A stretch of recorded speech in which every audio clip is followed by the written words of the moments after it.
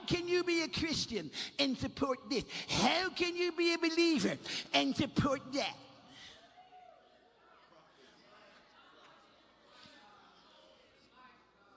If you were a real man, they tried to do that to me, these negrologists. They tried to pigeonhole me. And then the brothers on the other side, the Caucasians of a line of you, they tried to do it, and I'm not on any of your sides. Sir.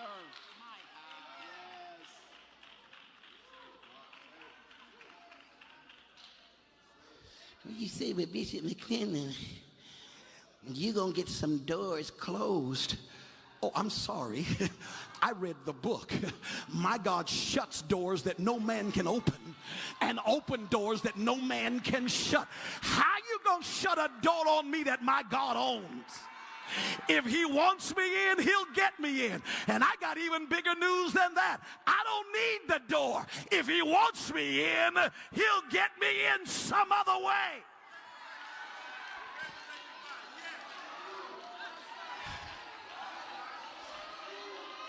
Immigration enforcement, then we should choose it. If there is a better way, if there is a more benevolent way, then we should choose it. And I'm for a civil and benevolent methodology. However, church, don't get drunk on the Kool-Aid. Just because a law has been unenforced by your politicians and by your preachers for years, and lawlessness has become an acceptable way of life, doesn't mean that when the actual law begins to be enforced, the ones initiating it are unjust or tyrannical.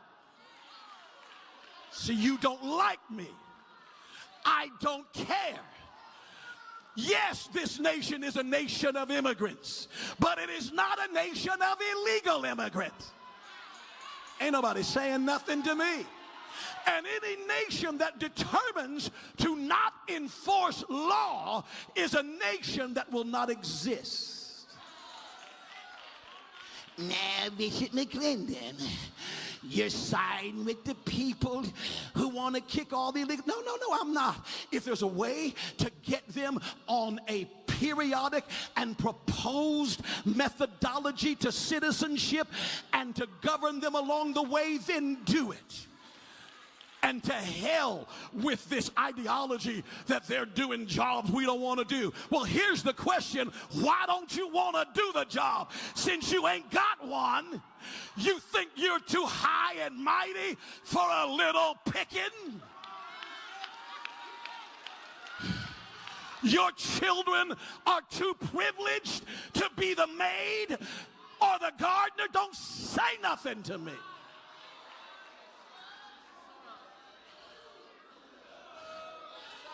Well, they're doing jobs that we won't do. Well, all you have just said is you are so sedity and beside yourself, so ignorantly arrogant and so drunk on your own hubris that you don't understand that when you ain't got nothing, you ain't got nothing.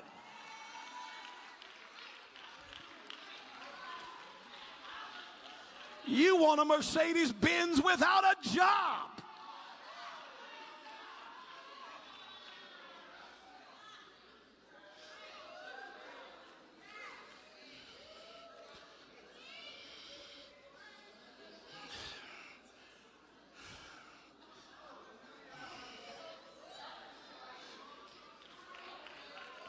And then in the streets of Washington and in the streets all over America, we had the No Kings protest. Some of you don't even know what it was, and you were marching in it.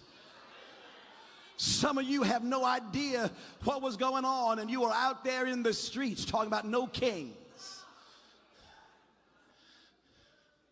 And what you don't understand is this is a spiritual battle.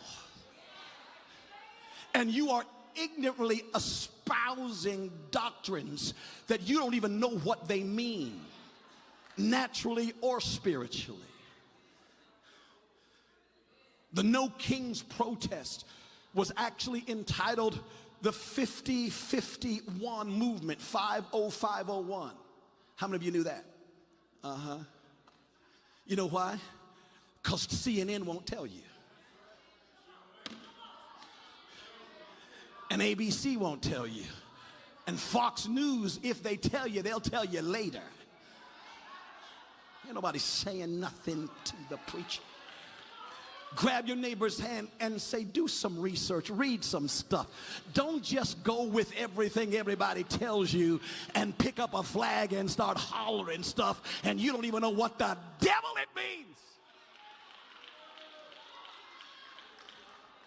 I'm watching for your soul now, see?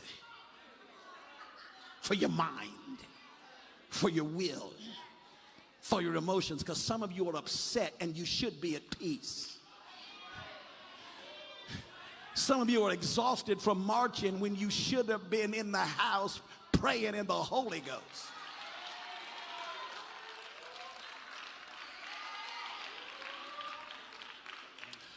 This No Kings protest was actually initiated, and it was called the 50-51 or the 50501 movement. The 50501 movement was a group that opposes the policies and the actions of the second Trump administration, and that's fine.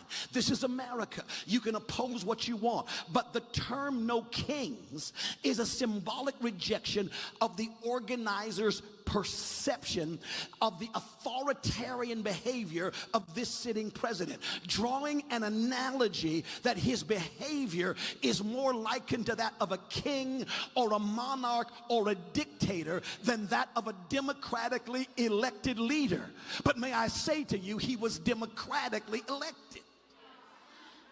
The protests and the name of the movement, 50501, were designed to initiate that there would be 50 protests in all 50 states in one day. Hence 50-51. So the idea was, let's get 50 protests in all 50 states in one day. And the cover story was to deceive the masses and incite violence was that this president wished to have a military parade reminiscent of parades held in Soviet Russia during the Cold War and the nuclear arms race of the 50s and 60s. The cover story was that this parade he wanted to have was like the kinds of parades that Russia would have to enact and show military might and threaten other nations and act more like a dictator or a political strongman or a tyrant than a president of a democratic republic or a parliamentarian regime where governance is by consent of the governed rather than edict of the dictator. As a dictator would, the story was we need to protest because this president is doing what dictators do and doing what tyrants do. America doesn't have military parades to show off its military power. And so they got everybody, no king. We don't want kings. He's acting like a king. What they didn't tell you, what they didn't, and so what they decided to tell you, and see, I'm not in favor of it. I don't care. What I am not in favor of is you being deceived. What I'm not in favor of is you being incited to activity without knowing the whole truth. What I am not in favor of is God's people being moved by things that are not the Spirit of God. And so they said, well, he's going to do it on his 79th birthday, just like a dictator would. What they didn't tell you till later is that the same day that his 79th birthday was also the 250th anniversary of the American military, and more significantly, the United States Army.